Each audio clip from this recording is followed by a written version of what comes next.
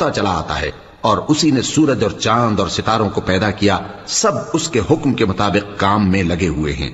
دیکھو سب مخلوق بھی اسی کی ہے اور حکم بھی اسی کا ہے۔ اللہ رب العالمین بڑی برکت والا ہے۔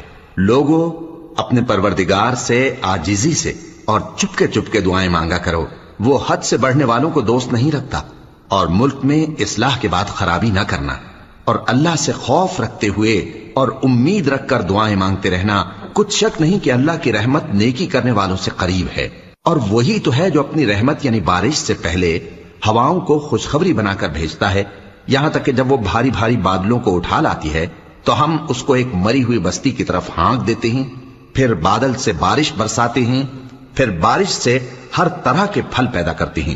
اسی طرح ہم مردوں کو زمین سے زندہ کر کے باہر نکالیں گے۔ یہ آیات اس لیے بیان کی جاتی ہیں تاکہ تم نصیحت حاصل کرو۔